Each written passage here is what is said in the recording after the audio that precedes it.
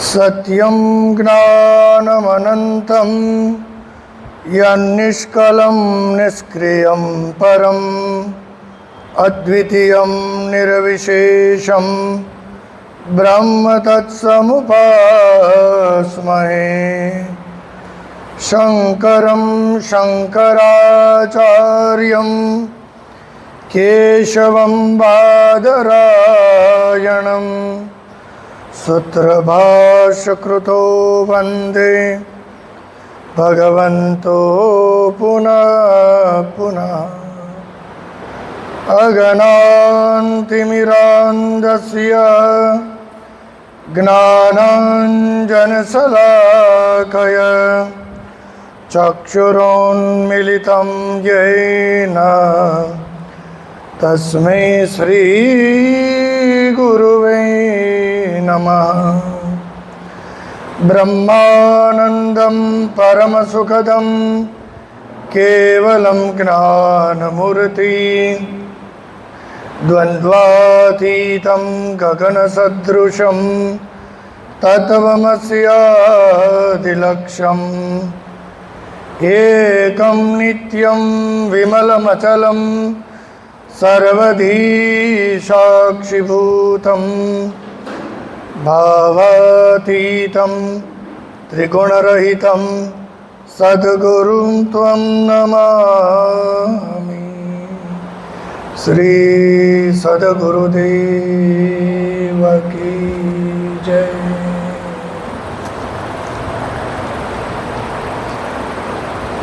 तुम्हारी जय जय हो गुरु,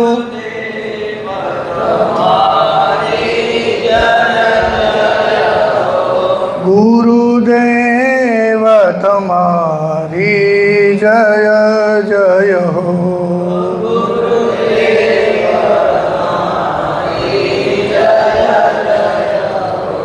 कृपानाथ तुम्हारी जय जय हो।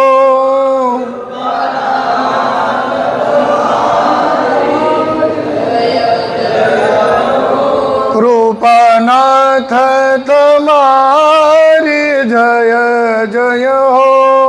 कृपा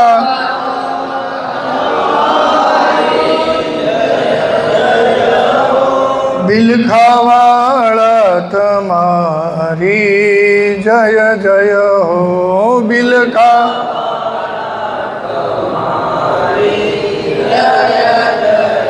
हो बिलखावाड़ा तुम्हारी जय जय हो। बिलखा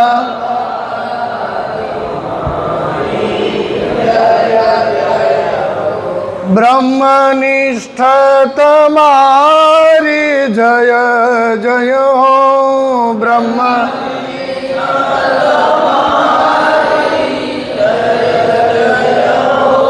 योगनिष्ठ तुम्हारी जय जय हो। योग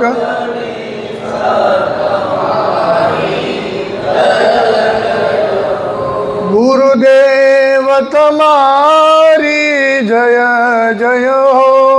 गुरु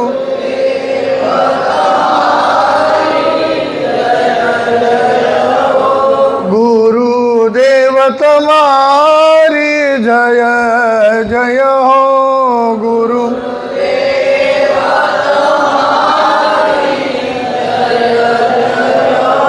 कृपानाथ तुम्हारी जय जय हो। कृपा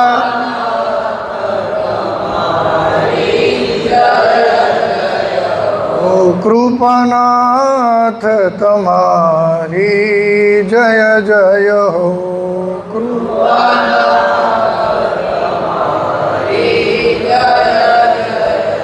ओ गुरुदेव तुम्हारी जय जय हो। गुरु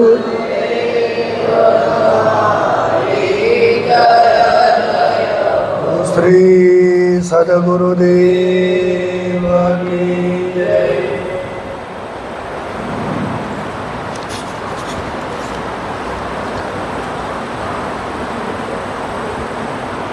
यस्मान् प्रेरयति प्रेम्णा नित्यं निष्कामकर्मसु तं श्रीमन्नथुरामाख्यं गुरुं वयमुपास्महे।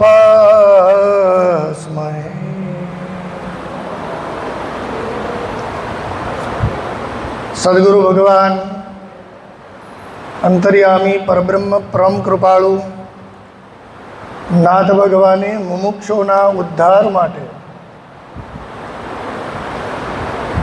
जीवने शिव थवा माटे माया अने मोहमांथी छूटवा माटे अने देहरूपी थी विदेहरूपी थवा माटे अनेक ग्रंथोनी रचना करी। पोते ब्रह्म हता, चैतन्यमय हता,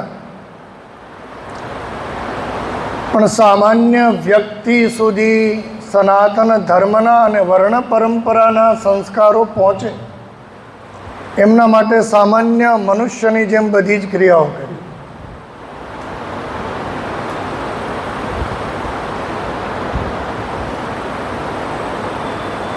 कि सामान्य साधक ने पण समजाय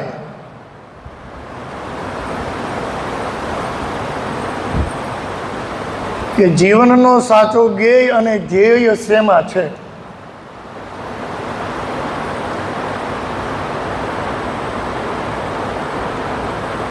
आपने सौने पामरमांथी पतित कर्या छे।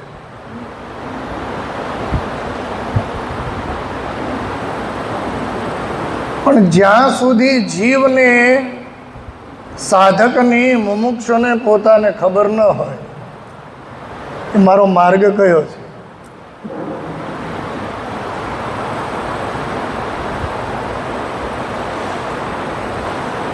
पेला आश्रमे आवे छे एटले अमे आवीए छीए।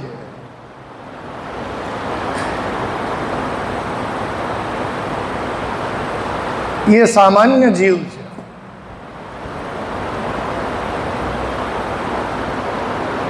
पण मारो ध्येय शेमा छे, मारू कल्याण शेमा छे।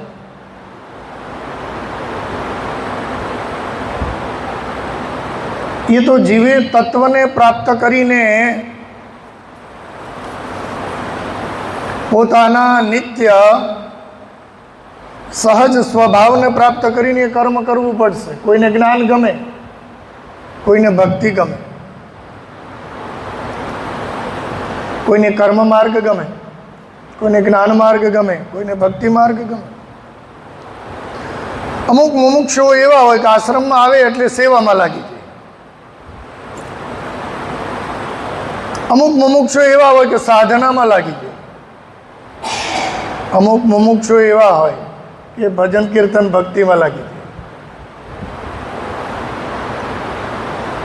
सर्व साधकनी सर्व क्षमता होय एवुं जरूरी नथी। घणाने भजन थाय तो बगास आवे ने घणाने ज्ञाननी वात होय तो निंद्रा पण जती रहे। तो आपणुं आ शरीर ज्ञान माटे बन्युं छे, कर्म माटे बन्युं, भक्ति माटे बन्युं, ये नक्की केम थशे? एटले गुरु महाराजे पहेला तो ग्रंथनी रचनामां ज एनुं नाम राख्युं प्रश्नोत्तर रूपे विविध उपदेश।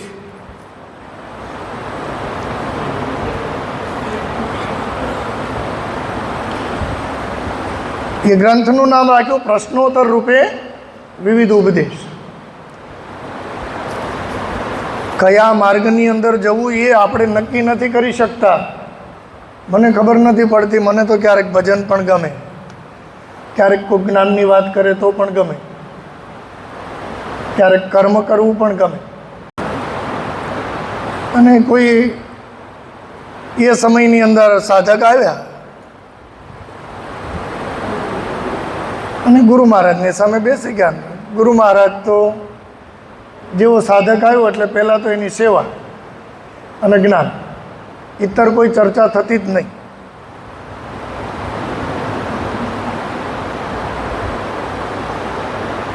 બાજુની અંદર અહીંયા જે ચાનો રૂમ એ વખતે અહીંયા હતો, ત્યાં બેઠા બેઠા લીંબુ કે આદુ ભક્ત સુધારતા હતા ને એમણે પેલા ગુરુ મહારાજની સામે બેઠેલાને 2 વાર ઈશારો કર્યો કે થોડી હેલ્પ કરવા, મદદ કરવા આવો.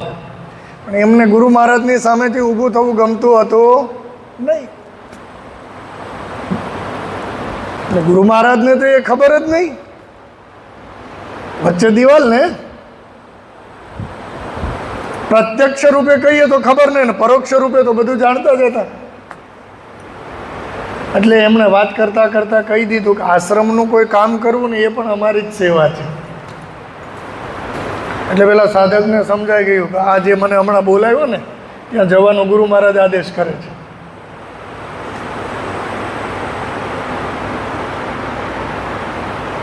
કેમ કે નિરંતર એક પ્રવાહની અંદર સમર્થ સદગુરુની કૃપા વિના જીવાત્માને રહેવું કઠિનમાં કઠિન છે.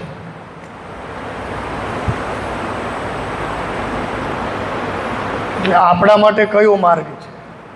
નાના એવા ગ્રંથની અંદર પ્રશ્નોત્તર રૂપે વિવિધ ઉપદેશ 6 પ્રકરણમાં વાત કરી. ષડદર્શન થઈ ગયા છે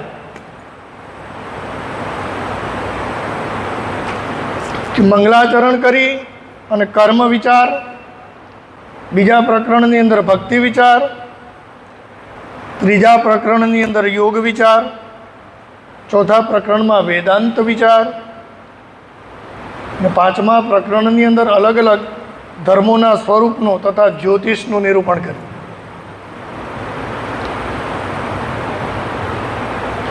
ધર્મશાસ્ત્ર અને પુરાણોના વિચારો 6થા પ્રકરણમાં હતા.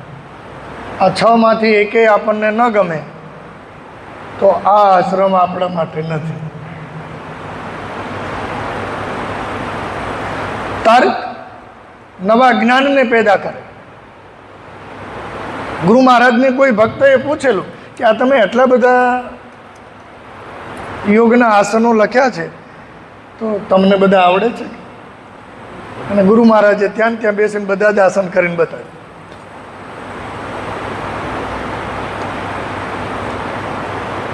એટલે એનું નામ જ છે સાધક.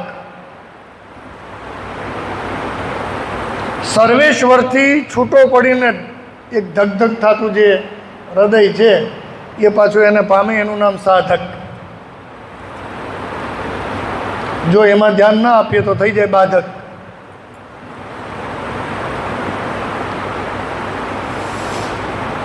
તો તર્કની અંદરથી આપણા સંદેહો દૂર થાય, વિતર્કની અંદરથી કદાચ આપણને બીજું, પણ કુતર્ક છે ને એ માણસને નષ્ટ કરી દે છે. ઘણીવાર આપણે પોતે સમર્થ મહાપુરુષોના સાનિધ્યની અંદર કે કુતર્કને ભૂલી શકતા, કારણ કે અહીંયા તો ઝાંખી કરવાની છે અને ઝાંખી કરવા માટે આપણે ગામડામાં ન દેખાય તો આમ હાથ કરે ને એ ઝાંખી છે.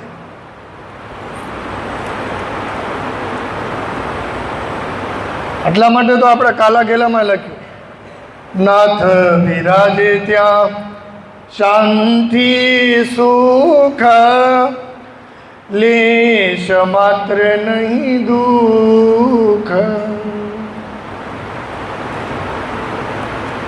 એ બિરાજે છે ત્યાં કોઈ પ્રકારનું દુઃખ નથી. આપણે તો પડી ગયું પાધરું, કૃપા છાયે લીલા લેર કરું. નાથ કૃપાની હું ઝાંખી કરું. પણ એ દ્રષ્ટિ આવે તો,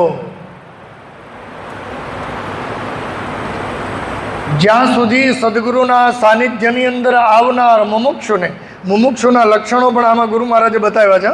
મુમુક્ષુ કોને કહેવાય?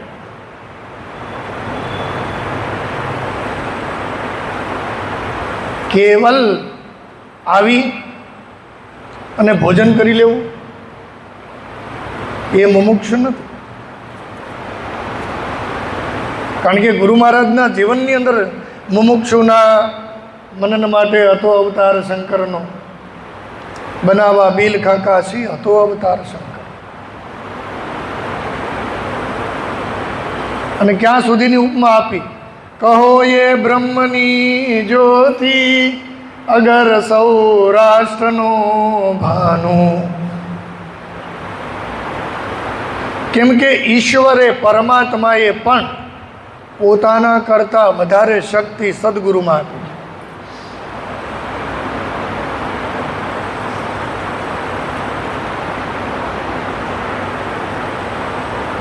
કેમ? તો કે એ સર્વસત્તાધીશ.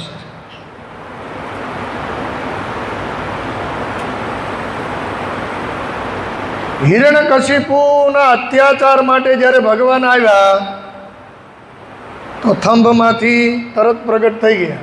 એમાં પ્રહલાદને ભગવાને એવું ન કીધું કે ભાઈ થોડા વર્ષ રાહ જો, પછી હું આવીશ. પણ જ્યારે બલિરાજાની વાત આવી ત્યારે ભગવાને દેવતાઓને શું કીધું?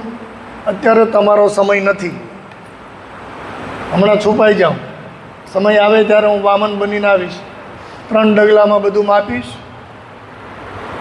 કેમ? તો પ્રહલાદ તમને વધારે ડાયો, અમે તો દેવતાઓ છીએ, અમે ડાયા નથી. તમે ગુરુનો અપરાધ કરીને આવ્યા છો એટલે તમે વેટ એન્ડ વોચમાં ગયા.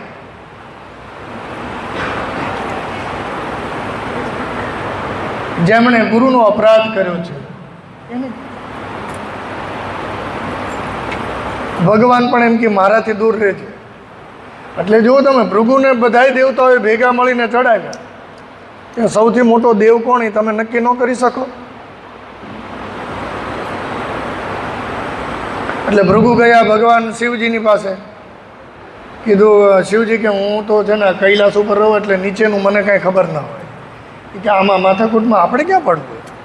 બ્રહ્માજી પાસે ગયા. બ્રહ્માજી કે હું વૃદ્ધ, મને શું ખબર પડે. અને વિષ્ણુ પાસે ગયા. ભગવાન નારાયણના શેષશૈયાની અંદર પરમાત્મા સૂતા હતા. લક્ષ્મીજી ભગવાનના ચરણની સેવા કરતા હતા. અને ભૃગુને ક્રોધ આવ્યો કે હું આવ્યો ને ઊભો નથી થતો. ભગવાનની છાતીમાં એક લાત મારી.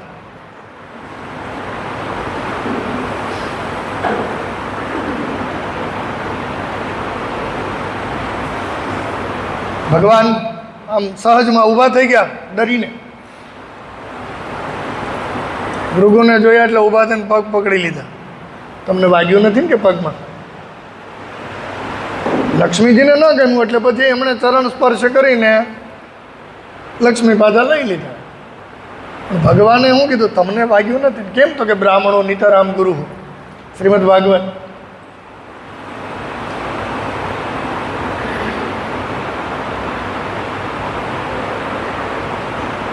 તો ગુરુનો અપરાધ આપણે કરીએ તો એ ધોવા માટેનું કોઈ મટીરિયલ જ નથી. એટલા માટે ગુરુ મહારાજે પ્રશ્નોત્તર રૂપે વિવિધ ઉપદેશ ગ્રંથની રચના કરી કે તને ખબર પડે.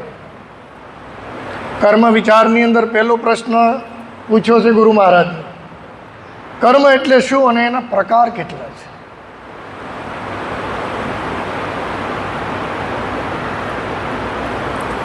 કેમ કે નિત્ય આપણે કર્મ તો કરીએ જ છીએ ને. કોઈનું સારું કરવા માટે, ખરાબ કરવા માટે કર્મ તો કર્મ જ છે.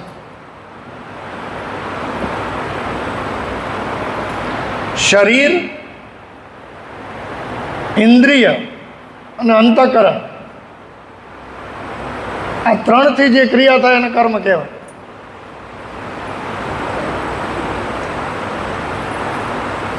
એક શરીરથી થાય, ઇન્દ્રિયોથી થાય, અંતઃકરણ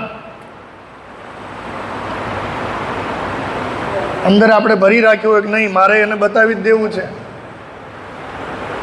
એ અંતઃકરણની અંદર જે વમળ હાલતું હોય, આ 3થી કર્મ થાય. 2 પ્રકારના છે, એક લૌકિક અને એક શાસ્ત્રીય. લોક વ્યવહારની અંદર જે કર્મ કરીએ, અને મારા દીકરાના લગ્નમાં 101 રૂપિયા ચાંદલો લખાવ્યો હતો એટલે મારે લખાવવો પડે. લૌકિક. આમણે મને સન્માન ના આપ્યું એટલે હું એમને બતાવી દઈશ. લૌકિક. એક શાસ્ત્રીય, જેમાં સાધના દ્વારા, કર્મકાંડ દ્વારા, પૂજા દ્વારા, સેવા દ્વારા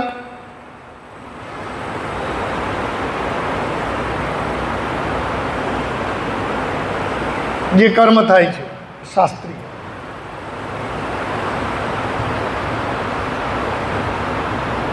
શાસ્ત્રની અંદર જે વિધાન બતાવ્યા છે એ શાસ્ત્રીય કર્મ. તો વળી પાછો પ્રશ્ન કર્યો, પ્રભુ શાસ્ત્રની અંદર કર્મના પ્રકાર કેટલા છે? કેવલ ગીતાજીનો એક શ્લોક વાંચી લીધો, કર્મણ્યવાધિકાર હસ્તે માં ફલેષુ કદાચન. પણ એને જ્યારે આપણે આપણા જીવનના બોક્સમાં બેસાડીએ ત્યારે ખબર પડે કે આમાં તો એક શબ્દ પણ મારામાં ઉતરતો નથી. કેમ કે સ્વર સુધારવો પડે. ભજનની મોટા મોટી વ્યાખ્યા એક કરીને, વાણી કા સ્વર સુધાર લે બસ હો ગયા ભજન, આદત બુરી સુધાર લે બસ હો ગયા ભજન, कटुता को मन से त्याग दे बस हो गया भजन, आदत बुरी सुधार ले बस हो गया भजन। કર્મના પ્રકાર કેટલા અને સ્વરૂપ કેટલા? 4 પ્રકારના કર્મ છે: કૃષ્ણ, શુક્લ, મિશ્ર અને અશુક્લ.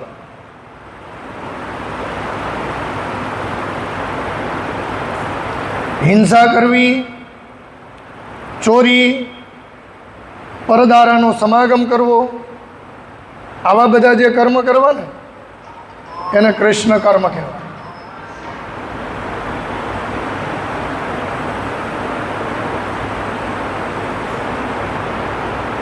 તપ આદિ સકામ પુણ્ય કરવા એને શુક્લ કર્મ કહેવાય. જેમાં દાનાદિ રૂપ પુણ્ય અને હિંસાદિ રૂપ પાપ બંને હોય. કોકના ઘરે ચોરી કરે, પાછો બજારમાં જઈને દાન આપી દે.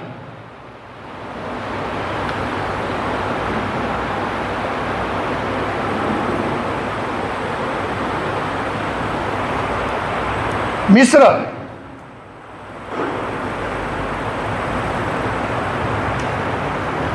બીજાને જ્યાંથી ચોરી કરી, બીજાનું ખરાબ કરીને એક જણાનું સારું કરવું, આ મિશ્ર કર્મના ફળ છે. અને કોઈ પણ પ્રકારની આલોકની તથા પરલોકની કામના રાખ્યા વિના પોતાનું કર્તવ્ય સમજી અને પુણ્ય કર્મ કરવા એ શ્રેષ્ઠમાં શ્રેષ્ઠ આ શુક્લા કૃષ્ણ કર્મ છે. અપેક્ષા ન મોક્ષા ન આકાંક્ષા. જગતગુરુ શંકરાચાર્ય કહે મને મોક્ષ પણ નથી જોતો. નરસિંહ મહેતા કહે હરિના જન તો મુક્તિ ન માંગે, માંગે જન્મો જન્મ અવતાર. આપણા આશ્રમની અંદર પણ એક એવું ભજન લખ્યું છે કે મન હર સુખ કર સુંદર આનંદાશ્રમ નાથનું રે, પ્રભુએ પ્રગટાવ્યો જા અનવધિ પરમાનંદ આવે. ઋષિ આશ્રમનું યાદ અપાવે પ્રેમથી. વળી પાછું શું કીધું? ગુરુદેવ કદાચ મારે બીજો જન્મ લેવો પડે, આ જન્મની અંદર આપના આ વાણીને ન સમજી શકું, અહીંયા આવીને પણ પછી ન સુધરી શકું, અહીંયાનો પ્રસાદ લઈને પણ મારી અંદરને રહેલી વૈમનસ્યતાને હું ન દૂર કરી શકું, તો એક કૃપા કરજો. શું આપો જન્મ કદી જો જડનો કે પાષાણનો રે, તો પણ સરજો મુજને આનંદાશ્રમમાં નિજ મંદિર બને શ્રી નાથ પ્રભુના ધામમાં રે. કદાચ ભગવાન એવા મારા કર્મો હોય કે મનુષ્ય ન થઈ શકું, પશુ પણ ન થઈ શકું, પાણો થાવ, તો આટલી કૃપા કરજો કે એ પાણાથી નિજ મંદિર બને. એ જળને પણ તમે હાથ તો લગાવશો. પથ્થર જળ છે પણ પ્રભુ તમે એને હાથ તો લગાવશો.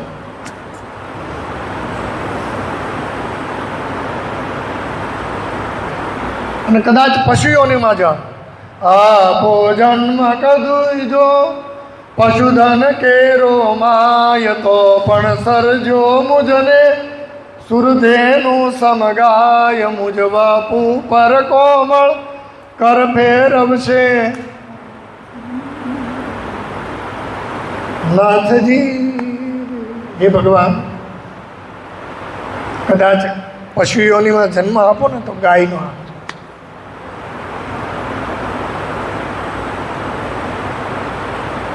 ક્યારેક ખીહર જેવા દિવસમાં કે દાન પુણ્યના દિવસમાં પ્રભુ તમે મારી સમીપ આવીને મારા ઉપર હાથ ફેરવશો, પક્ષી બનાવો મને, તો આનંદ આશ્રમ બનાવો કે જ્યાં તમારી સાધના ચાલતી હોય ને ત્યાં હું કલરવ કરું, તમને પ્રસન્ન કરું. અને કદાચ અમારા ભાગ્ય ખુલે અને મનુષ્યમાં અવતાર મળે તો બ્રહ્મવર્તી બનાવજો, સત્કર્મ કરો.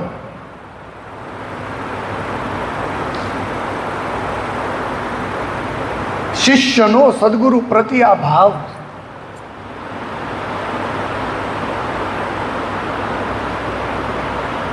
એ ભાવને જાગૃત કરવા માટે આપણે સૌથી પહેલાં તો એ સદગુરુના સાનિધ્યને સમર્પિત કરવું, તો આપણાથી અશુક્લ અકૃષ્ણ કર્મ થઈ શકે.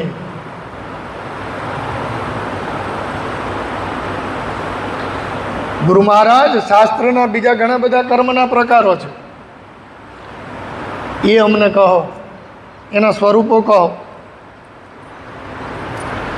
ગુરુ મહારાજ કહે કર્મ બે પ્રકારના છે, વિહિત અને નિષિદ્ધ.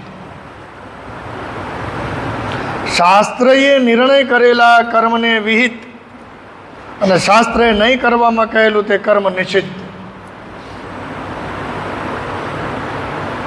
અહીંયા ડેલા ઉપર બોર્ડ માર્યું હોય કે અહીંયા ફોટો પાડવો નહીં, અને આપણે પાડીએ તો નિષિદ્ધ.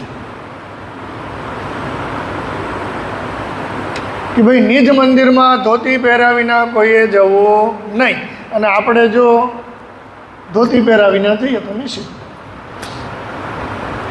જે નિયમો આપણને બતાવવામાં આવ્યા છે એ નિયમ પ્રમાણે આપણે ચાલીએ.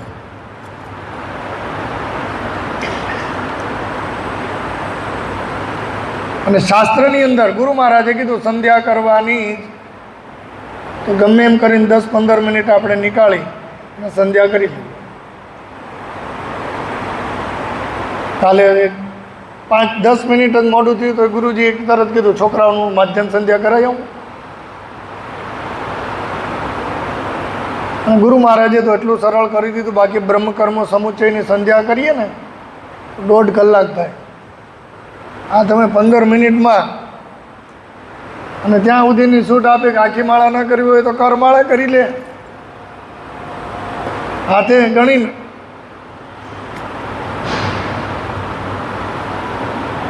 તો વિહિત કર્મ અને નિષિદ્ધ કર્મ. નિત્ય સંધ્યાવંદન. નિષિદ્ધ કર્મમાં 4 પ્રકાર ગુરુ મહારાજે બતાવ્યા. નિત્ય, નિત્યની અંદર શું આવે તો કે સંધ્યાવંદન. નૈમિતિક, ગ્રહણ શ્રાદ્ધાદિ. ગ્રહણ આવે ત્યારે ભાઈ સ્પર્શ થાય ત્યારથી મોક્ષ થાય ત્યાં સુધી જે આપણને ગુરુ મહારાજની કૃપાથી મંત્ર મળ્યો એ દીક્ષા મંત્રના જપમાં બેસી જાઉં. શ્રાદ્ધાદિ. કામ્ય, કાંઈક ઈચ્છા છે,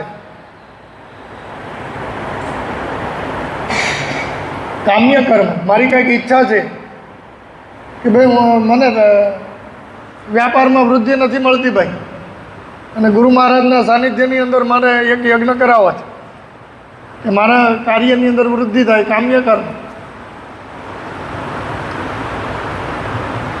શરીર અસ્વસ્થ રહી છે, મહામૃત્યુંજયના જપ કરાવવા છે મારે, એ કામ્ય કર્મ.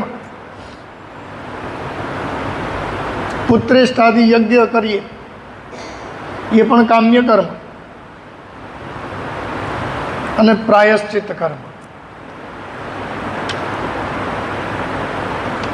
જે ન કરવું જોઈએ એવું આપણે થઈ ગયું છે.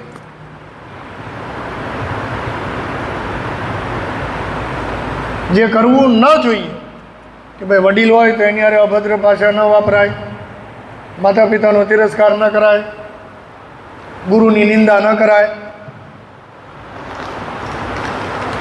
આવા બધા કર્મ થઈ ગયા તો એ કર્મ માટે પ્રાયશ્ચિત કર્મ.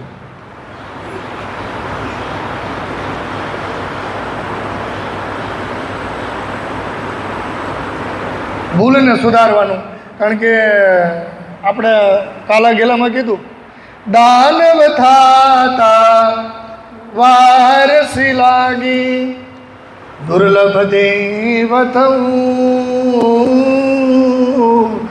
દુર્લભ દેવ થવું. પ્રભુ તવ કૃપા પ્રસાદે માનવ થાવચું, માનવ થાવચું. દાનવ થતા વાર નથી લાગતી. 10 મિનિટ ખરાબ વૃત્તિના માણસ હારે ઉભા રહ્યો એટલે તમારી બુદ્ધિને બગાડી દી.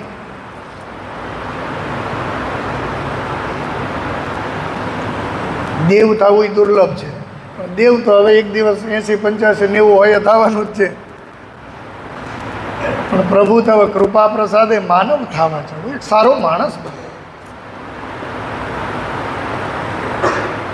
કારણ કે આપણે જીવીએ છીએ નહીં, ઓલી લુવારની ધમણ હોય ને એમ શ્વસીએ છીએ, ખાલી જીવતા.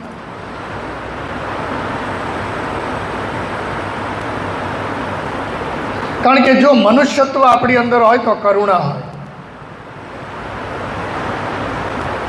અને જેની અંદર કરુણા હોય, પેલી કહેવત છે ને કે એક શિષ્ય ગુરુની પાસે આવ્યો, મને બ્રહ્મના દર્શન, તો હમણાં થોડાક દિવસ રોકા આશ્રમમાં, થોડું અહીંયા સેવા બેવા કર. એમ 1 મહિનો 2 મહિના થયા એટલે કીધું કરાવો, હજી થોડાક દિવસ રોકા. આમ કરતાં કરતાં 6 મહિના થયા. એટલે કે હવે તમે મને બ્રહ્મના દર્શન કરાવવાના છો કે નહીં? તો કે તારે બહુ ઉતાવળ છે ગુરુજી કે? તો કે 6 મહિના થઈ ગયા. તો કે જા, બ્રહ્મના દર્શન માટેનો એક મંત્ર આપું છું તને, જંગલમાં જઈને તપ કરજો. પણ એક ધ્યાન રાખજે. શું ગુરુજી? વાંદરાનું સ્મરણ તારે કરવાનું નથી. આ તને મંત્ર આપ્યો એ જપવાનો, પણ વાંદરાનું સ્મરણ નહીં કરવાનું. જો વાંદરાનું સ્મરણ કરીશ તો બ્રહ્મના દર્શન નહીં થાય. હવે જંગલમાં વયો ગયો, જેવી આંખ બંધ કરે એટલે પેલો વાંદરો જ આવે મગજ. જેવી આંખ બંધ કરીને બેન જપ ચાલુ કરે એટલે વાંદરો જ દિમાગમાં આવે. અઠવાડિયું મહેનત કરી પણ વાંદરો દિમાગમાંથી નીકળે નહીં. પાછો આવ્યો કે આ તમે મને એવો ફસાવી દીધો ને ગુરુ. શું થયું?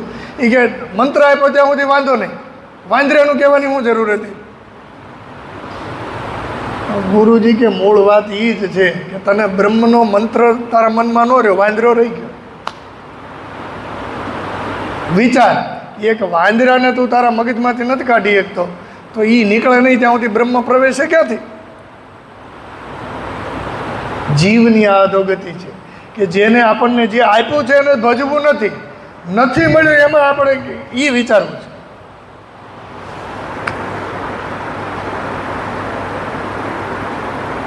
જ્યાં સુધી એ ન નીકળે ત્યાં સુધી બ્રહ્મવેતા આપણે થઈ શકીએ. બ્રહ્મવેતા થવું હોય તો પહેલાં એ વાંદરાને બહાર કાઢવું. એ બંદર બહાર નીકળે ત્યારે બ્રહ્મ અંદર જાય. નહીતર ઉપનિષદ તો એમ કહે કે ફૂલ મસળવામાં વાર લાગે, બ્રહ્મ જ્ઞાનની પ્રાપ્તિ કરવામાં એનાથી પણ ઓછી વાર લાગે. એ ફૂલ મસળીએ ને આપણે, એમાં સમય લાગે વધારે, એનાથી પણ જલ્દી બ્રહ્મ જ્ઞાનની પ્રાપ્તિ થઈ જાય. પણ આપણી તકલીફ એ છે કે આ વાંદરું અંદર બેઠું.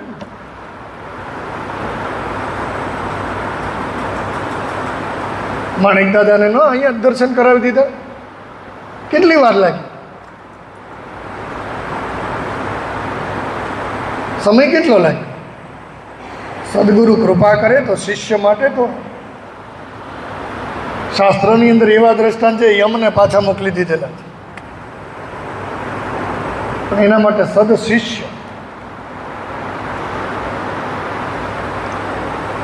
તો 4 પ્રકારના વિહિત, નિષિદ્ધ, નિત્ય, નૈમિતિક, પ્રાયશ્ચિત. ત્યારબાદ સાધક પૂછે છે, ગુરુદેવ 3 પ્રકારના કર્મોના નામો અને એના સ્વરૂપ કહો. 3 પ્રકારના કર્મમાં સંચિત, ક્રિયમાણ અને પ્રારબ્ધ.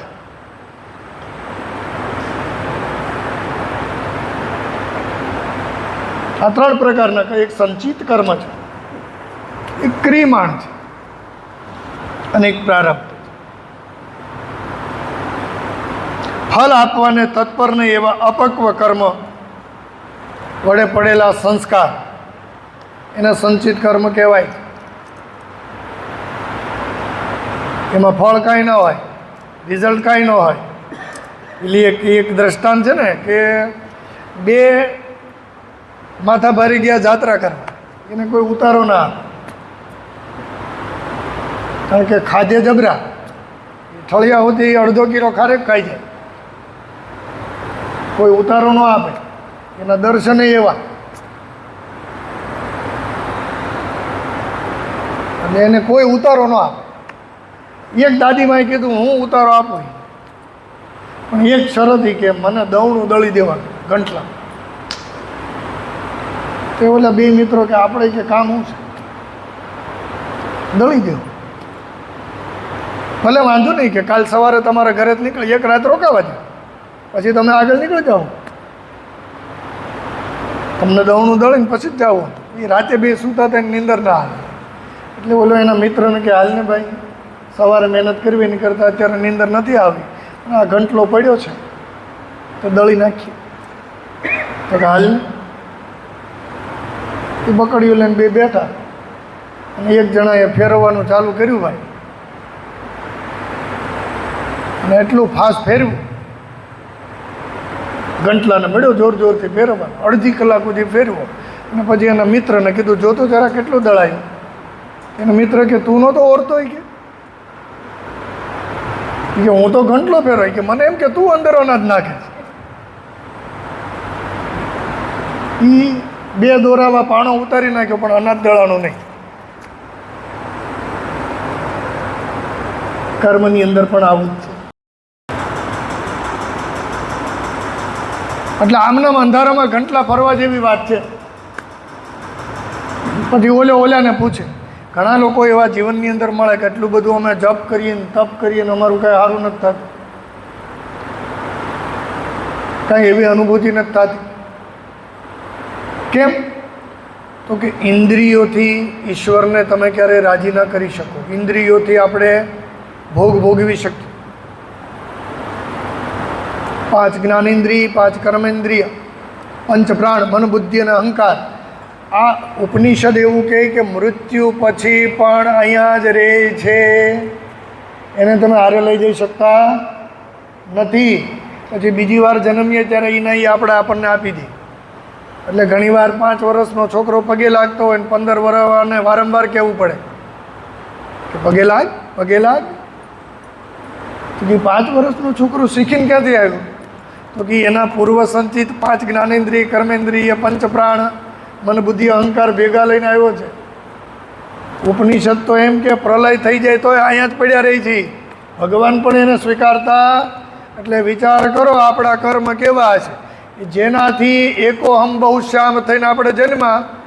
એ પણ ઉપનિષદમાં એવું કહે છે કે એકોહમ બહુશ્યામ વાત સાચી, પણ એ તારા 5 પ્રાણ, 5 જ્ઞાનેન્દ્રિય, 5 કર્મેન્દ્રિય અને મન બુદ્ધિનો અહંકાર, એ મારા પાસે નહીં હો.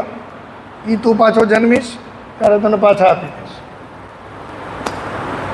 તો વિચાર કરો, આ મન બુદ્ધિ ચિત્ત આદિથી આપણે જે કાર્ય કરતા હોય, આપણને ભગવાને ગિફ્ટમાં આપ્યા છે, સપ્રેમ ભેટ આપ્યા છે, પણ આપણે એને બગાડી નાખીએ ને.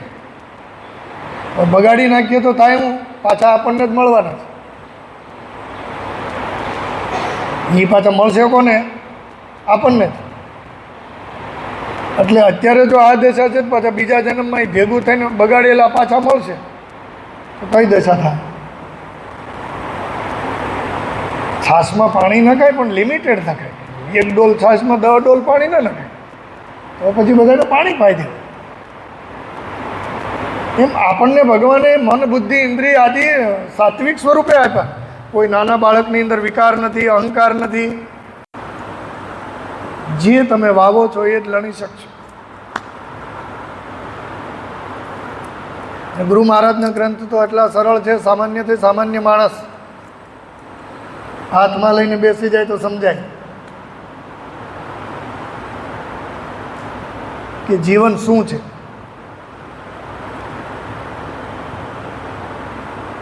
અને જીવનમાં શું કરવું છે? તો સંચિત, ક્રિયમાણ અને પ્રારબ્ધ. અપક્વ કર્મ વડે ખબર નથી, કાચું ખાઈ જઈએ તો પેટમાં દુખે.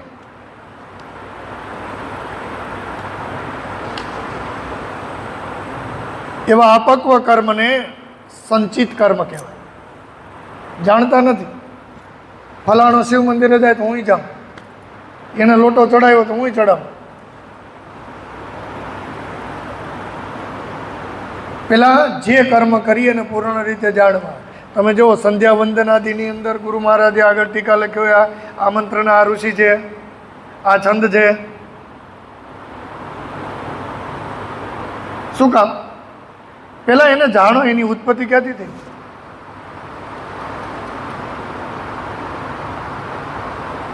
જ્યારે આપણે જાણી લઈએ ત્યારે એમાં શ્રદ્ધા વધે.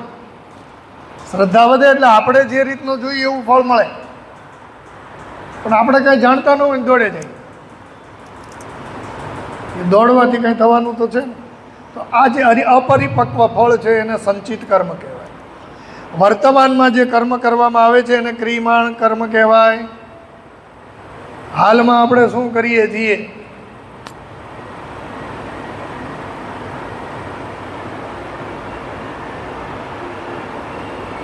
અત્યારે શું કરીએ છીએ? રોજ રાત્રે સૂતી વખતે પ્રાર્થનાનો નિયમ એટલે જ છે કે સૂતી વખતે પ્રાર્થના કરીએ એટલે આખા દિવસની અંદર આપણને ખ્યાલ આવે કે આજે ન કરવાના કેટલા કામ મેં કર્યા, હવે મારે ક્યાં સુધારવાનું છે, ક્યાં મારે પરિવર્તન લાવવાનું છે. એટલે પ્રાર્થના છે. તો એ કર્મને ક્રિયમાણ કર્મ. ફળ આપ્યા વિના જવાના જ નથી.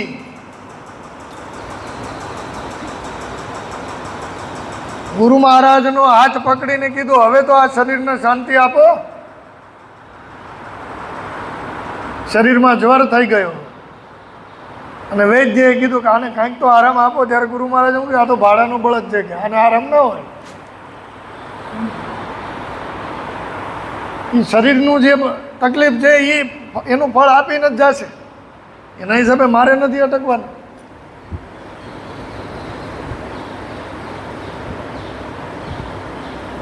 જ્યારે કોઈ પણ સાધક સદગુરુના બતાવેલા માર્ગ પ્રમાણે અનન્ય સમર્પિત થઈ જાય છે ત્યારે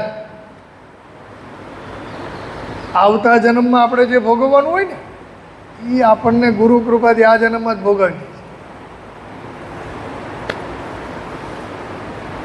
નકર કાલીના પરમ ભક્ત હતા ને, રામકૃષ્ણ પરમહંસ, કેન્સર થઈ ગયું અને એ પાછું પીઠમાં કે ત્યાં હાથ પણ ન પહોંચે. માતાજીને કહ્યો તો તમને મટાડી નહોતી. એ મટાડી દે તો પાછું આવવું પડે ને, મટાડી દે તો મારે પાછું આવવું પડે.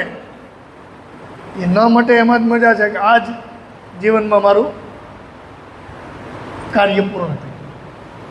કેમ કે કર્મનો સહજ સ્વભાવ છે, જ્યાં હોય ત્યાંથી ફરીને તમારા પાસે જ આવે.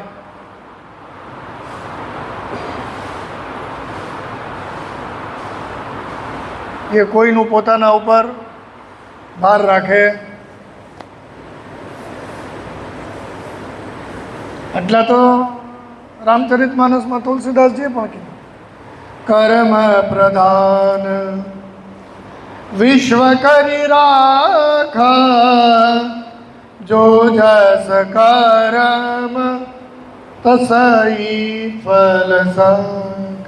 કર્મ પ્રધાન છે. સારું કરશો તો સારું મળશે, ખરાબ કરશો તો ખરાબ.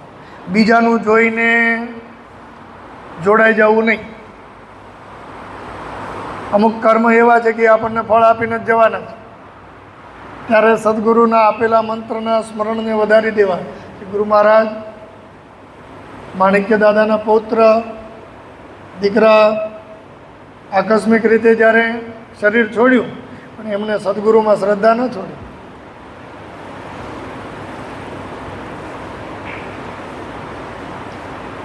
અને ક્યારેય ગુરુ મહારાજને વિનંતી પણ ન કરી કે આપ તો પરબ્રહ્મ છો, કૃપાળુ છો, અમારી નજર સામે એટલા ચમત્કાર જોયા છે,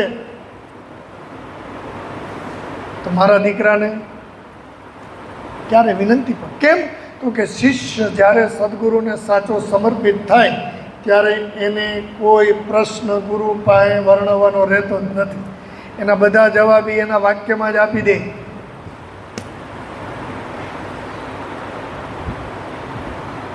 કેમ કે આપણા બધા જ સંતાપ એ જાણે છે. આપણે એને વર્ણવવું પડે તો સમજવાનું આપણે હજી સુધી એ શ્રદ્ધા સુધી પહોંચ્યા નથી.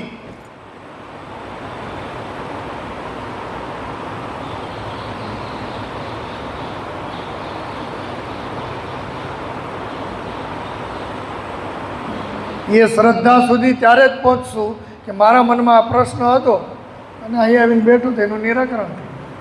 કે મારા જીવનની અંદર આ તકલીફ હતી, ગુરુ મહારાજની પાસે ગયો, એનું નિરાકરણ થયું.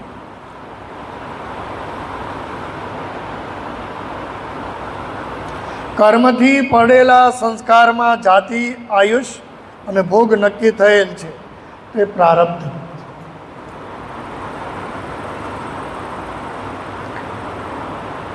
તો કર્મના પ્રકાર ગુરુ મહારાજે સૌથી પહેલાં જ પ્રકરણમાં બતાવ્યા.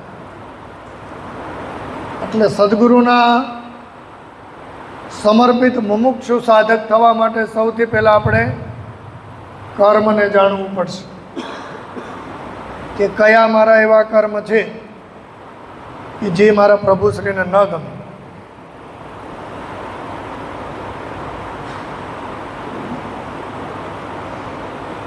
એવા કર્મ કરીને હું એમની સામે જઈ શકું નહીં.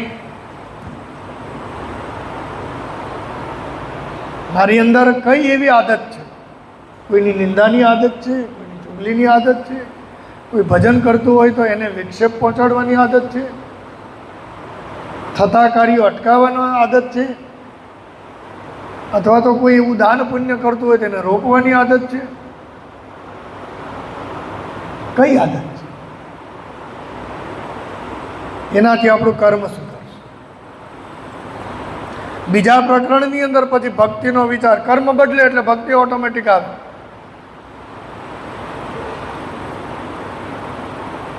કારણ કે કર્મથી શરૂઆત થાય. કર્મ એ અધિકાર છે,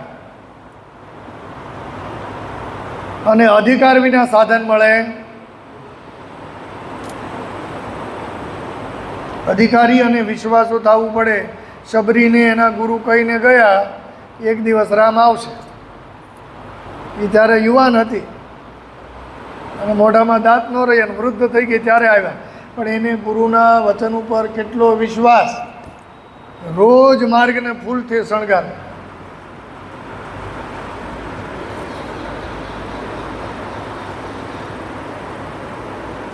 આપણે તો ગુરુ મહારાજને કહેવાનું છે ઝંખવાનું છે, ભગવાન મારા કર્મ શું જુરતે અહીં ઝંખુનાથ દેજો દર્શન કૃપાનાથ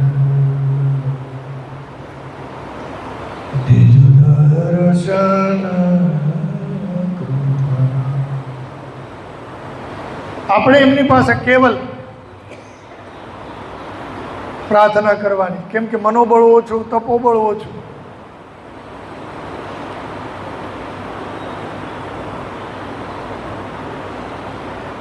તો કર્મ બદલે એટલે ભક્તિ મળે। જ્યાં સુધી કર્મ ન બદલે, આપણે રામાયણમાં, ભાગવતમાં, ઉપનિષદોમાં અનેક એવી કથાઓ વાંચી, હજાર વર્ષ સુધી પાણીમાં બેસી ગયા, હજારો વર્ષો સુધી પાણીમાં બેસી ગયા પ્રાણનો યામ કરીને, અને 2 માછલા જોયા અને પરણવાનું મન થયું, ત્યાંથી બહાર નીકળીને વિવાહ કરે, અને પછી ખબર પડી આ ક્યાં ફસાઈ ગયા, કેવું સરસ મજાનું તપ। એટલે આ કર્મ નિત્ય સાધકે જાગૃત રહેવાનું છે।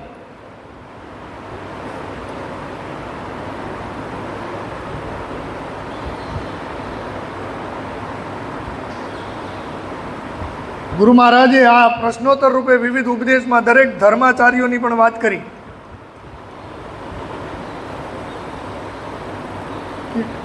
સ્વામિનારાયણ સંપ્રદાય એટલે શું, એ કેના પર ચાલે છે, નિંબકાચાર્ય, રામાનુજાચાર્ય, આના બધા ઉપર પ્રશ્નોત્તર વિવિધ રૂપમાં। જૈન ધર્મ એટલે શું, હા, પ્રણામી સંપ્રદાય ઉપર લખ્યું। નતર જૈન ધર્મની અંદર તો મહાવીર સ્વામી નિંદરમાં પડખું ન બદલતા। કોઈ શિષ્ય કે તમારા બ્લડનું સર્ક્યુલેશન ઓછું થઈ જાય, શરીરમાં ગાંઠો થઈ જાય, આમ નિંદરમાં જરાક આમ કરવત બદલી લેતા હો તો કીધું મને ભય લાગે છે કે નહીં હું નિંદરમાં પડખું ભરું, કોઈ જીવ મરી જાય તો। આ કર્મની વ્યાખ્યા છે। હવે જો નિંદરમાં એટલી ડર લાગતી હોય તો આપણે તો જાગતા જ કેટલું એવું કર્મ કરી નાખીએ છીએ।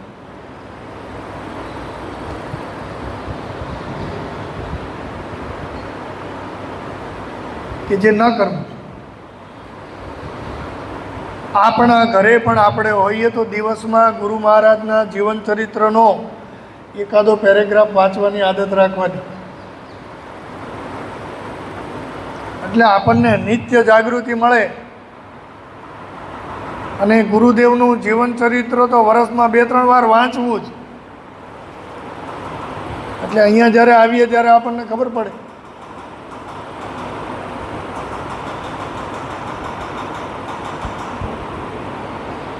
કર્મ બીજા પ્રકરણની અંદર વાત કરી ભક્તિ।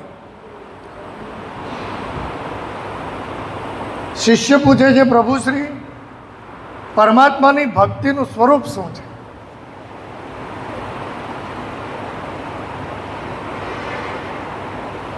એ બતાવો। પરમાત્માના મહાત્મા જ્ઞાનપૂર્વક તેઓ શ્રીમાં કોઈ પણ પ્રાણી પદાર્થની ડગાવી ન ડગે એવી કોઈ પણ પ્રકારના સ્વાર્થ રહી વિવેકવાળી પરમ પ્રીતિ રાખવી, એને પરમાત્માની ભક્તિ કહેવાય છે। કોઈ વસ્તુ આપણને ડગાવી ન શકે। કાલ સવારે કદાચ દિલ્હીવાળાને એમ થાય કે આ પ્રતિમા મંદિર અમારે દિલ્હી લઈ જાવ, તો અમે દિલ્હી આવશું, કોઈ વસ્તુ એને ડગાવી જ ન શકે। જો એવું હોત તો આ તો મહાપુરુષ હતા। ગુરુ મહારાજના બધા ગ્રંથો વાંચજો। આ મોબાઈલ આવશે એ પણ ગુરુ મહારાજ લખ્યું છે 1800ની સાલમાં। વિજ્ઞાન સાથે પરિવર્તન લાવવું એ પણ ગુરુ મહારાજે લખ્યું છે। એક એવો સમય આવશે,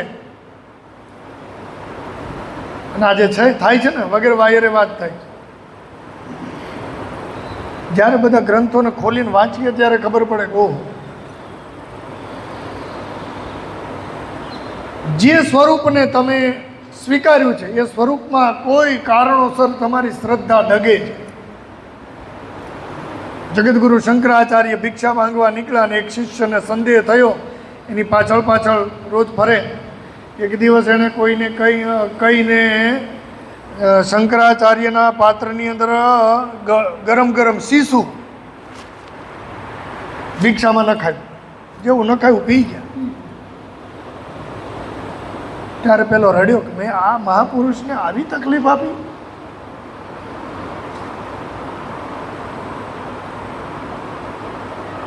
સંપૂર્ણ એ સ્વરૂપમાં આપણી શ્રદ્ધા એ ડગે નહીં.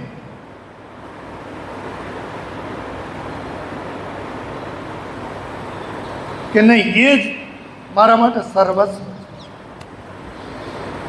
કેમ કે મહાપુરુષના જીવનને અને એની લીલાને તમે સમજી શકો નહીં, અને એની કૃપા થાય તો જ સમજાય.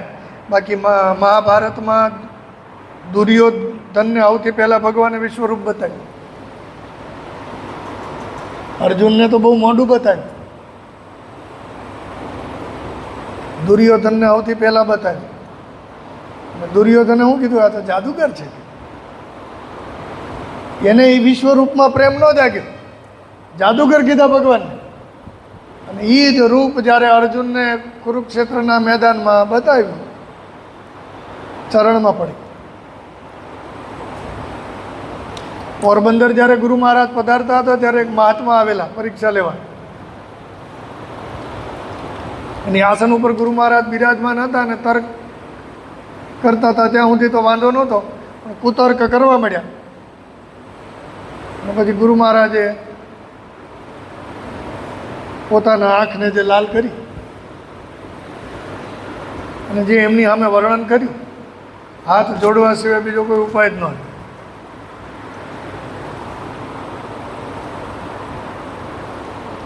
દરેક વ્યક્તિને પોતાના જીવનની અંદર જે પણ સ્વરૂપના આપણે ધ્યાન ધરતા હોઈએ, ગુરુ મહારાજને આપણે સમર્પિત છીએ. ગુરુ મહારાજ ઉપર સંપૂર્ણ આપણને વિશ્વાસ હોય, શ્રદ્ધા હોય, તો આપણું પણ કોઈ ખરાબ કરે ને તો એ આપણે ગુરુ મહારાજને કહી દઈએ, પ્રભુ તમે ધ્યાન રાખજો, એ ભલે ભટક્યો, હું ન ભટક્યો, એનું ધ્યાન તમે રાખજો. અને સાચા સમર્પણમાં તાકાત છે. ગુરુ મહારાજની લીલા કેવી છે એનું હું તમને તાત્પરતું એક દ્રષ્ટાંત આપું મારા જીવન. હું યુરોપમાં હતો, બેલ્જિયમ. હમાસનું યુદ્ધ થયું અને ઇસ્તાંબુલ એરપોર્ટ ઉપર બધા ફ્લાઇટ બંધ થઈ. મને ઇંગ્લિશ આવડે નહીં.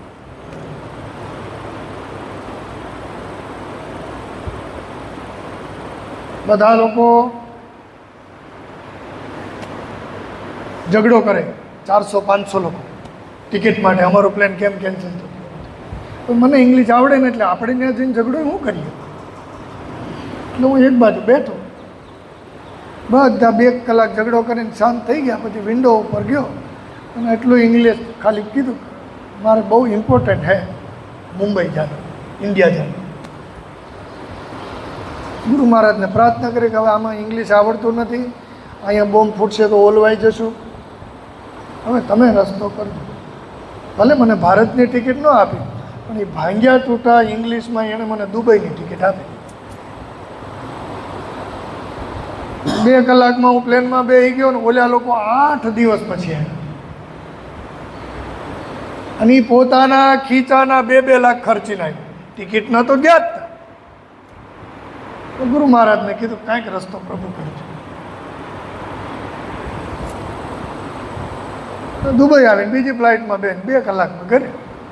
દુબઈથી ઇન્ડિયા 2 કલાક થાય. તમારી નિષ્ઠા,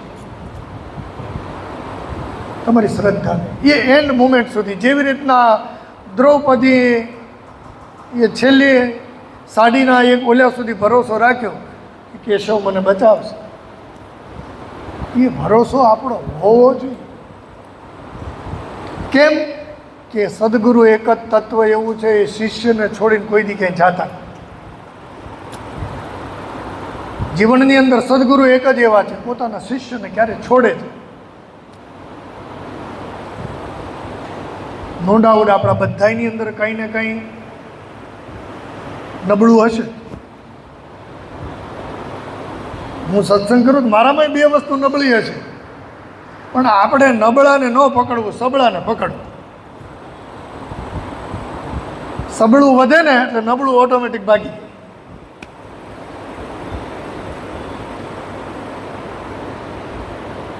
તો ભક્તિ માર્ગની અંદર સૌથી પહેલું ગુરુ મહારાજ કહે એ સ્વરૂપમાં આપણી પૂર્ણ નિષ્ઠા. પછી કીધું એ નિષ્ઠાની વાત તો પ્રભુ શ્રી આપે સાચી કરી, પણ ઉત્તમ, મધ્યમ અને કનિષ્ઠ આ ત્રણ પ્રકારની ભક્તિ છે એ કહો અમને.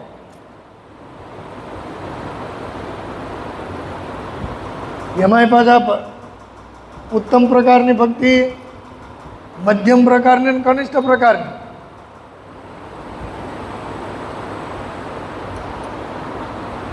પરમાત્માના અલૌકિક સ્વરૂપનું, પરમાત્માના શ્રેષ્ઠતમ ગુણોનું તથા પરમાત્માની અપૂર્વ લીલાઓનું ધ્યાન કરતાં કરતાં નિત્ય એના સ્મરણમાં રહે અને એ નિત્ય સ્મરણ કરતાં કરતાં ચિત્ત પરમાત્મામય થઈ જાય એને ઉત્તમ પ્રકારની ભક્તિ કીધી. ભમરી ઈયળને ઉપાડે, દરમાં લઈ જાય અને એને વારા ઘડીએ મારે, એટલી એને પીડા આપે કે એને પાંખો આવી જાય. પછી તો ભમરી કંઈ 24 કલાક દરમાં ન રહે, એને ભૂખ તો લાગે ને. એ ભમરી જ્યારે બહાર જાય ત્યારે ઈયળ સ્મરણ કર્યા જ કરે, હમણાં ભમરી આવશે, હમણાં મને મારશે, હમણાં ભમરી આવશે, હમણાં મને મારશે. એ ભમરીનું સ્મરણ કરતાં કરતાં ઈયળ ભમરી થઈ જાય. ભમરી પોતાના પ્રાઇવેટ બચ્ચા આપતી નથી. એનો વંશ તો કે ઈયળને પકડી લેવાની ને એને જ ભમરી બનાવે. જેવી રીતના કાગડો પોતાના ઈંડા સેવતો નથી, એ કોયલના માળા મૂક્યા.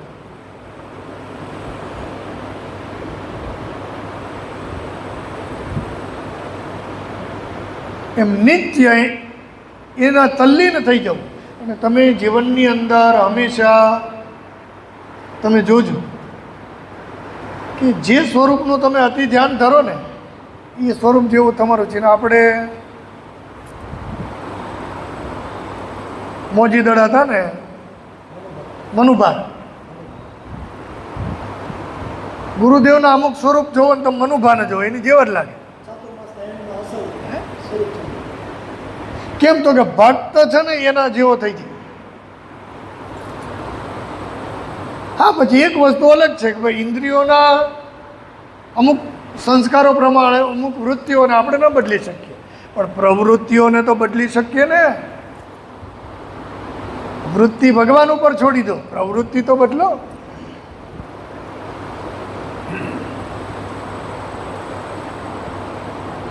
તો પરમાત્માની લીલામાં નિત્ય તન્મય રહેવું, પરમાત્માની લીલાઓનું તથા તેઓ શ્રીના કરુણા આદિ શ્રેષ્ઠતમ ગુણોનું મનન કરનારના અંતઃકરણમાં પરમાત્મામાં વિશેષ પ્રીતિ પ્રગટે એને મધ્યમ પ્રકારની ભક્તિ કીધી. કેમ કે એમાં મનન શબ્દ આવ્યો ને.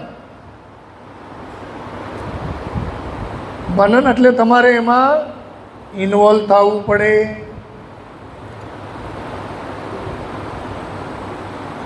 તમારે એમાં ઇન્વોલ્વ થવું પડે.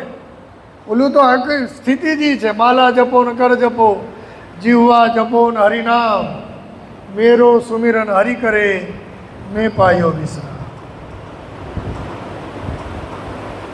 પછી એ બેઠા હોય ત્યાં આનંદ ચાલુ જ હોય. દેહમાંથી, શરીરમાંથી જનાબાઈના છાણે વિઠ્ઠલ વિઠ્ઠલ બોલે.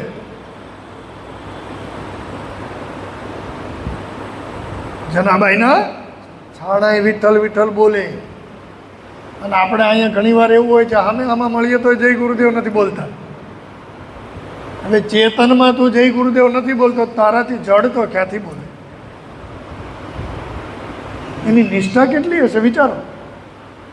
રાજાને ત્યાં સુધી કહી દેવું કે મારા છાણામાંથી વિઠ્ઠલ વિઠ્ઠલ અવાજ આવશે.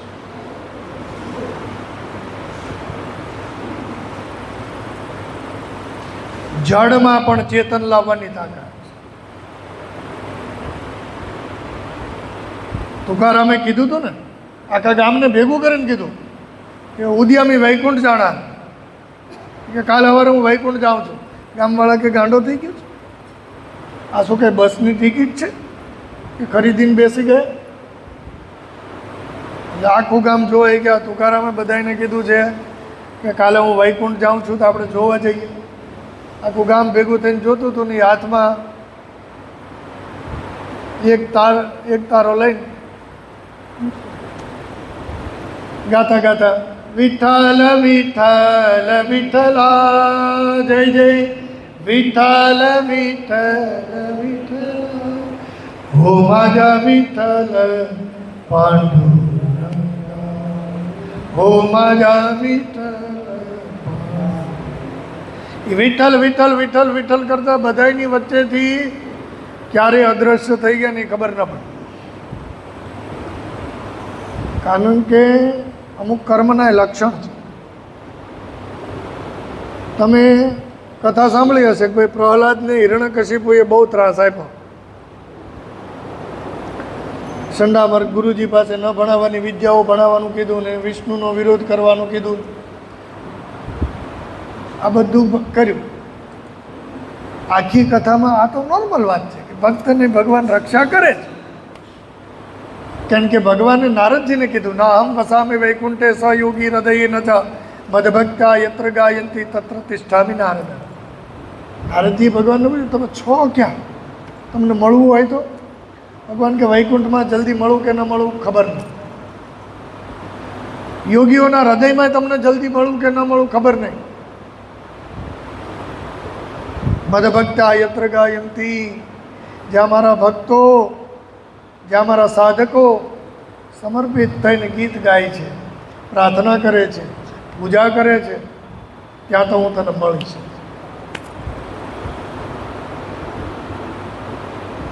આખી કથામાં મેઇન વાત શું છે સમજવા જેવી કે ભાઈ પ્રહલાદને ભગવાને સ્તંભમાંથી નીકળીને ઉગાર્યા. ભક્ત ભગવાન ઉગારે છે. મોટામાં મોટી વાત શું હતી? ભગવાન આવ્યા, ભગવાને આવવું ન પડે. પ્રહલાદે આખા ગામને ધૂન બોલાવવાની ચાલુ કરી. નારાયણ નારાયણ ભજમન નારાયણ. બધાઈને રસ લાગ્યો ને બોલવા મળ્યા.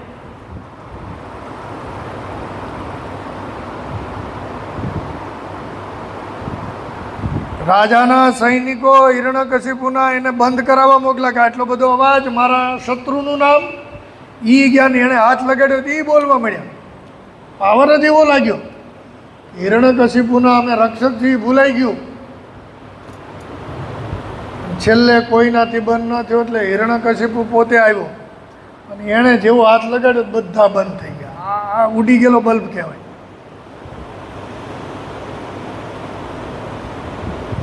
હિરણ્યકશિપુ એટલે ઉડી ગયેલો બલ્બ. એ આ બધાનો જોઈને એનામાં પાવર ન આવ્યો કે આપણે હવે ભગવાનના કીર્તનમાં લાગી જવું જોઈએ.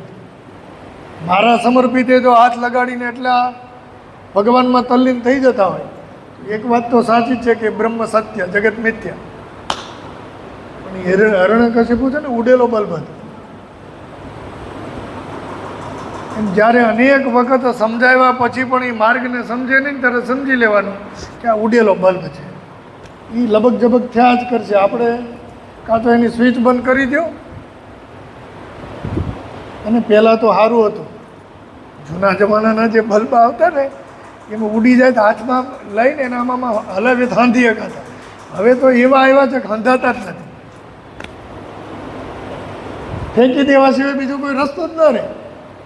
પહેલાંના સમયની અંદર ઓલા વાયરની અંદર આમ ગૂંચળું વળેલા બલ્બ આવતા પીળા કલરના. હા હા, ભેગી થતી એલિમેન્ટ બે ઓલામાં. એટલે એ બધી ઉડી જાય ને ખરી જાય તો આપણે એને આમ ધીરે ધીરે ધીરે કરીને આંધી શકીએ. હવે એલઈડીમાં કાંઈ ન થાય, ફેંકવાનું. એમાં જો આપણને એ સાચું દેખાતું નથી તો સમજી લેવાનું કે આપણે ઉડી ગયેલા બલ્બ છીએ. પરમાત્માના મહાત્માનું શ્રવણ કરવાથી શ્રોતાના હૃદયમાં પરમાત્મામાં પ્રીતિનો અંકુર ફૂટે, એને કનિષ્ઠ ભક્ત કહેવાય. આપણે બધા ગુરુ મહારાજ હાજર હતા ત્યારે આપણે બધા હતા. શું? મહાભારતના યુદ્ધમાં આપણે બધા હતા. રામાયણમાં કદાચ વાંદરા રૂપે આપણે બધા ભેગા હતા. પણ ખાલી તકલીફ એ છે કે આપણે પછેડી ખંખેને હાલતા છે, એટલે પાછું આવવું પડે. ઉપનિષદ કહે એ જગ્યાએ તમે ત્યારે જ જઈ શકો જ્યાં તમે હો, બાકી ઇમ્પોસિબલ. તમને રાત્રે નિંદરમાં પણ સ્વપ્નું એ જ આવે કે જ્યાં તમે એકાદ જન્મમાં ગયેલા હો, બાકી ઇમ્પોસિબલ. વિજ્ઞાન પણ કહે. અને બીજાની ભૂલો કાઢવા કરતાં વિજ્ઞાન ત્યાં સુધી કહે કે એક પાણીના ગ્લાસની અંદર કુદૃષ્ટિથી 20 મિનિટ સુધી જોવો અને એને લેબોરેટરીમાં લઈ જાવ, એના બધા જ રિપોર્ટ ખરાબ આવશે. અને એ જ પાણીને પાછું 20 મિનિટ તમારા શ્રદ્ધાવાન જે સ્વરૂપ હોય એ મંત્રનો જાપ કરતાં કરતાં કરુણાના ભાવથી જોવો, અને એનું એ પાણી પાછું લેબોરેટરીમાં લઈ જાઓ, એના રિપોર્ટ પોઝિટિવ આવશે, સારામાં સારું પાણી. એક પાણીમાં આટલી તાકાત છે તો વાણીમાં કેટલી તાકાત હોય? વિજ્ઞાન કહે છે. આ પાછું ગૂગલ ખોલીને વાંચી લેવાની છું કે એક પાણીની એક નદીના કિનારે 2 મિનિટ પહેલાં કેવા પ્રકારનો માણસ ત્યાંથી વિયો ગયો એ વિજ્ઞાન કહી શકે. એ ક્રોધી હતો, લોભી હતો, આ વિજ્ઞાન કહી શકે. હમણાં જે અહીંથી નીકળી ગયો એ માણસ કેવો હતો? એ જ વાત તો આપણા સદગુરુએ કરી છે. આપણે ક્યાં વિજ્ઞાનની સાબિતીની જરૂર છે? જો તમે તમારા ઘરમાં એક કૂતરો પાળો ને એ પણ આપણને પ્રેમ કરવા મળતો હોય, આપણે તો મનુષ્ય છીએ. વશિષ્ઠ અને વિશ્વામિત્રએ યુદ્ધ કર્યા, એવડા મોટા યુદ્ધ કોઈએ કર્યા નથી. એની જેટલા યુદ્ધો હજી સુધીમાં થયા નથી. વશિષ્ઠ વિશ્વામિત્રના તમે ઉપનિષદમાં વાંચો ને તો મહાભારતનું યુદ્ધ એ નાનું લાગે. અને જ્યારે વિશ્વામિત્રને ખબર પડી કે આ વશિષ્ઠને હું જીતી નહીં શકું, હવે કરવું હું? જે મનમાં ભરાઈ ગયું હોય કે મારે આને નીચો જ બતાવવો છે, એટલે હું પછી એના વિશે ગોત્યા જ કરીશ કે ભાઈ ગમે એમ કરીને આ માણસને મારે મારી નાખવું છે. એટલે હવે કરવું શું? વિશ્વામિત્ર કે યુદ્ધમાં તો આને નહીં જીતાય, એટલે કે રાતે હોતા હોય ને ત્યારે ઝૂંપડીમાં જઈને મારી આવું. એટલે વિશ્વામિત્ર વશિષ્ઠની ઝૂંપડીની પાછળ છુપાઈ ગયા અને કે હમણાં સૂઈ જાય એટલે અંધારામાં હળવેક દઈને જઈ અને એક ઘા કરું તલવારનો, 2 ટુકડા કરી નાખ વશિષ્ઠ. એ સમયે વશિષ્ઠના ધર્મપત્ની પગ દબાવતા હતા એના, અને પતિ પત્નીની વચ્ચે જ્ઞાનની ચર્ચાઓ ચાલતી હતી. એમાં વશિષ્ઠના પત્નીએ પૂછી લીધું, હે સ્વામી, આ પૃથ્વી ઉપર કોઈ શ્રેષ્ઠતમ વ્યક્તિ તરીકે ગણના કરવી હોય તો એવો માણસ કોણ? એટલે વશિષ્ઠએ કીધું એવો એક જ માણસ છે, વિશ્વામિત્ર. પણ એક એનો જે સ્વભાવ છે એ બદલી નાખે ને તો આ પૃથ્વીમાં એનાથી સર્વશ્રેષ્ઠ કોઈ માણસ. બીજો વિશ્વામિત્ર હે દેવી આ પૃથ્વી ઉપર ક્યારેય થઈ નહીં શકે, પોતાનું પ્રાઇવેટ સ્વર્ગ બનાવે. આ માણસની તાકાત કેટલી! ત્રિશંકુને પોતાના પ્રાઇવેટ સ્વર્ગમાં મોકલ્યો વિશ્વામિત્રએ, અને ત્યાંથી દેવતાઓએ 1 લાત મારી અને ત્રિશંકુ બિહારની અંદર કર્મભાગા નદીમાં ઊંધો લટકે. આજે પણ બિહારની કર્મભાગા નદીનું પાણી કોઈ પીતું નથી, પક્ષીઓ નથી પીતા. આ ઘઉંની ઉત્પત્તિ કરવાવાળા વિશ્વામિત્ર. એટલે ભગવાને જે પ્રકૃતિ બનાવી એનાથી અગેન્સ્ટ જઈને પોતાનું પ્રાઇવેટ સ્વર્ગ બનાવ્યું. એની તાકાત કેટલી હશે? પણ અટક્યો તો ક્યાં એ માણસ? મારે બ્રહ્મર્ષિ થવું છે. કેમ કે બ્રહ્મર્ષિ થયા વિના મુક્તિ પોસિબલ નથી. જ્યારે વિશ્વામિત્રએ પત્નીને કીધું કે સર્વશ્રેય, વશિષ્ઠએ કીધું વિશ્વામિત્ર જેવો શ્રેષ્ઠ કોઈ માણસ નથી, ત્યારે વિશ્વામિત્રની આંખમાં આંસુડા આવી ગયા કે જેની હારે હું બાંધું છું એ મારું એટલું સારું વિચારે છે. હવે કરવું શું? એટલે તલવારને વાહે હલવાડી છુપાવી અને વિશ્વામિત્રની ઝોપડીમાં અવાજ કર્યો. એ રાતના અંધારામાં વિશ્વામિત્રના અવાજથી વશિષ્ઠના ધર્મપત્નીએ દરવાજો ખોલ્યો. વશિષ્ઠ ઊભા થયા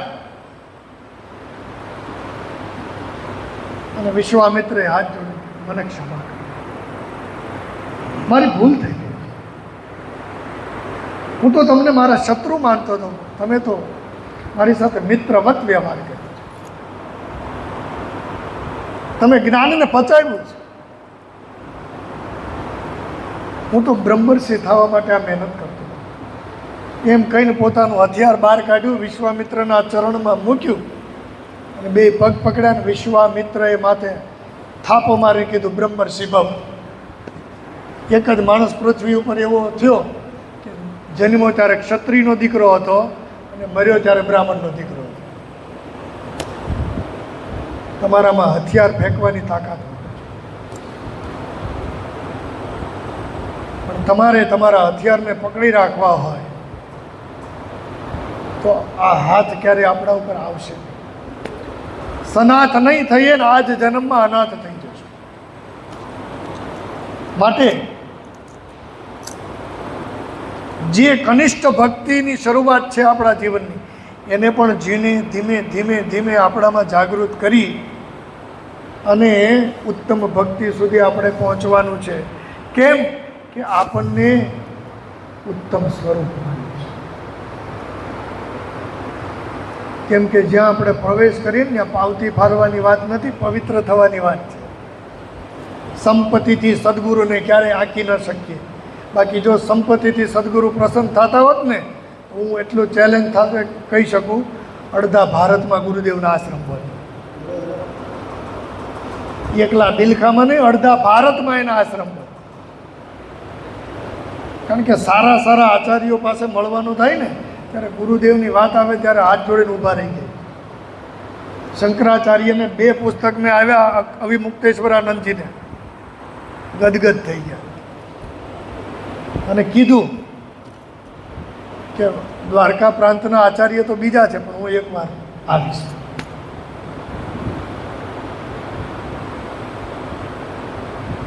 આ મહાપુરુષ છે. એના જીવનની અંદર ત્યાગ બધાને આપીને રાજી થયા છે, લઈને રાજી નથી. પછી એ સંપદા હોય તોય ભલે, સંસ્કાર હોય તોય ભલે, ભક્તિ હોય તોય ભલે, અને જીવન પર્યંત વિરોધ કરવાવાળા સામે એક શબ્દ પણ નથી બોલ્યા. જીવન પર્યંત. અંત સમયમાં પણ એવું નથી વિચાર્યું કે આ મારું ખરાબ બોલતો પણ એ મારી પાસે. એની કરુણા કેટલી હશે એ તો વિચારો. જીવન પર્યંત. આપણી તાકાત નથી. આપણે ઘરમાં માથાકૂટ થાય ઘરવાળાને છૂટાછેડા આપી દઈએ. જેને કાંઈ મેળવવાનું નહોતું, બ્રહ્મના દર્શન કરીને આવ્યા, એને કાંઈ કરવાની જરૂર નહોતી, તો પણ બીજાના કુવાક્યોને સહન કરીને પણ પ્રાંગરથી પ્રજાને ઉગાડી. એનું સમર્પણ કેટલું. અને એમનું જીવન ચરિત્ર વાંચતા જો આંખમાં એકવાર આંસુ ન આવે ને આપણે ગુરુદેવને સમજ્યા નથી.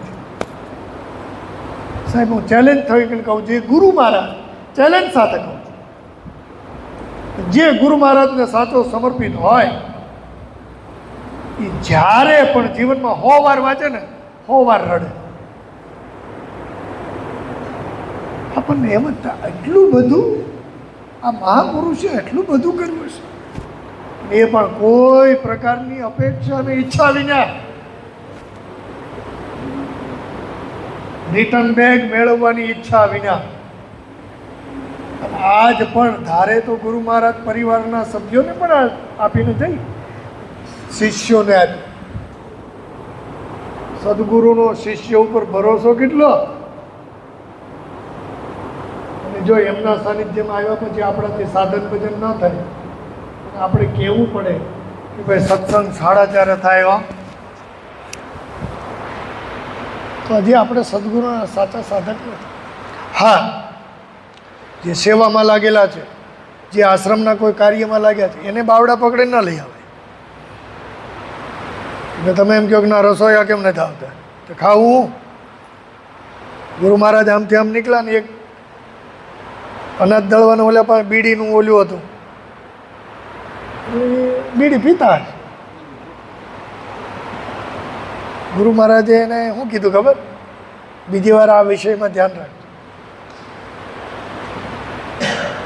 બીજી વાર આ વિષયમાં ધ્યાન રાખજો.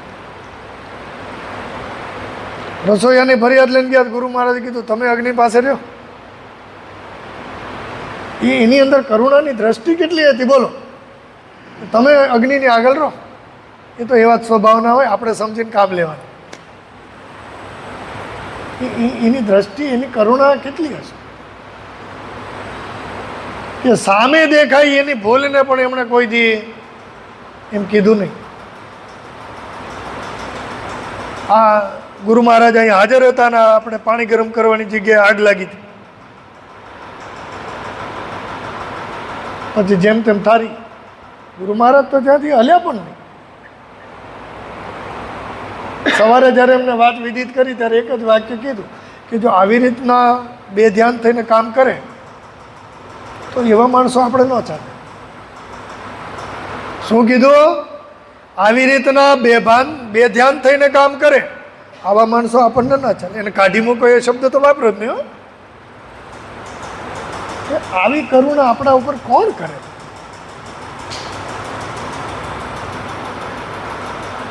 છતાં પણ જો આપણે ભક્તિ ન કરી શકીએ, ભજન ન કરી શકીએ, ધ્યાન ન ધરી શકીએ તો ઉણપ આપણામાં છે. સ્થાનમાં અને સ્થાનપતિમાં નથી, આપણામાં છે. કારણ કે ગુરુ અને શિષ્ય બંને સમભાવ. લોભી ગુરુ ને લાલચી ચેલા બે ભેગા થાય તો પછી કાંઈ થાય. સમર્પણ ભાવ, સમર્થતા તો એનામાં છે જ, આપણામાં સમર્પણની જરૂર છે. તો એટલી જ ભક્તિ જ્ઞાનની વાત કરી. આજની વાણીને સદગુરુ શ્રીમન્નાથ પરમાત્માના ચરણ કમલની અંદર સમર્પિત કરું. મારા વાણીના દોષમાં કોઈ પણ પ્રકારની ક્ષતિ હોય તો બાળગણી ક્ષમ્ય ગણશો. જય ગુરુદેવ. 2 મિનિટ માટે સમાપ્ત. સતે તે જગત્કારણાય નમસ્તે ચિતે સર્વલોકાશ્રયાય નમો દ્વૈત તત્વાય મુક્તિપ્રદાય નમો બ્રહ્મણે વ્યાપિને શાશ્વતાય ત્વમેકં શરણ્યં ત્વમેકં વરણ્યં ત્વમેકં જગત્પાલકં સ્વપ્રકાશ ત્વમેકં જગત્કર્તુ પ્રાર્તૃ પ્રહર્તુ ત્વમેકં પરમ નિશ્ચલં નિર્વિકલ્પ ભયાનાં ભયં ભીષણાનાં ગતિ પ્રાણિનાં પાવनं પાવનાં મહોચ્ચે પદાનાં નિયંત્રત્વમેકં પરેષાં પરમ રક્ષણં રક્ષણાનાં શ્રુતિ સ્મૃતિ પુરાણાનાં માલયં કરુણાલયં નમામિ ભગવત્પાદં શંકરં લોકશંકરં શ્રી સદગુરુદેવ ઓમ જયનાથ. આજે ગુરુ મહારાજના સાનિધ્યની અંદર વિદ્યાર્થી તરીકે મને વાંચવાનો અવસર મળ્યો, ટ્રસ્ટી તરીકે પણ મળ્યો, અને પ્લસ મંત્રી સાહેબને બાકી બધાના ટ્રસ્ટી ગણો, અને એટલી બહોળી સંખ્યામાં સાધકો. બસ આપણે જ્યારે પણ આવીએ ત્યારે એટલી જ સંખ્યામાં બધા સાધકો અહીંયા વાંચતા હોય એનું તમને સમજાય નહીં ને, તો બેઠા બેઠા દીક્ષા મંત્રના જપ કરો. જીવનમાં ઘણું બધું એવું હોય કે આપણને સમજાય એવું જરૂરી નથી, પણ અહીંયા ગુરુ મહારાજના સાનિધ્યમાં બેઠા બેઠા આપણને જે મંત્ર મળ્યો એના જપ કરીએ. કારણ કે ઘણીવાર આ ઋષિકુમારો વાંચતા હોય તો ગુરુદેવની અમુક વાણી વાતો આપણે એને ઉત્સાહ આપીએ તો એને એમ થાય કે નહીં, હું એક જીવનમાં ગુરુ મહારાજનો શ્રેષ્ઠતમ વક્તા થાવ અને ગુરુ મહારાજની વાત લોકો સુધી પહોંચાડે. તો એ ભાવથી જ્યારે જ્યારે પણ આપણે મળીએ ત્યારે સત્સંગનો લાભ લઈએ, આનંદના બીજી બધી સેવાઓનો લાભ લઈએ. આવો સૌ સાથે મળી ગીતાજીનો પાઠ કરી અને પ્રભુ ભક્તિ કરીએ. સદગુરુદેવ